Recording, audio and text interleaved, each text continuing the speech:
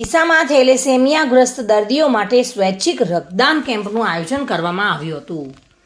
ભારત વિકાસ પરિષદ મુખ્ય શાખા મહિલા શક્તિ ડીસા, જય જલારામ ટ્રસ્ટ ડીસા, જલારામ ગૌ સત્સંગ મંડળ ડીસા અને લોહાણા ઇન્ટરનેશનલ મહિલા વિભાગ ડીસાના સંયુક્ત ઉપક્રમે જલારામ ભવન જલારામ મંદિર ડીસા ખાતે રક્તદાન મહાદાન કેમ્પનું આયોજન કરાયું હતું, જેનો મુખ્ય ઉદ્દેશ થેલેસેમિયાગ્રસ્ત રોગથી પીડિત દર્દીઓ માટે સ્વૈચ્છિક રક્તદાન કરીને એક બુઝાતી જિંદગીને જીવનદાન આપવા અને રક્તદાન મહાદાનનો મહિમા સમાજમાં ફેલાવવા અને બીજા અનેક સ્વૈચ્છિક રક્તદાતાઓ તૈયાર કરવાનો હતો.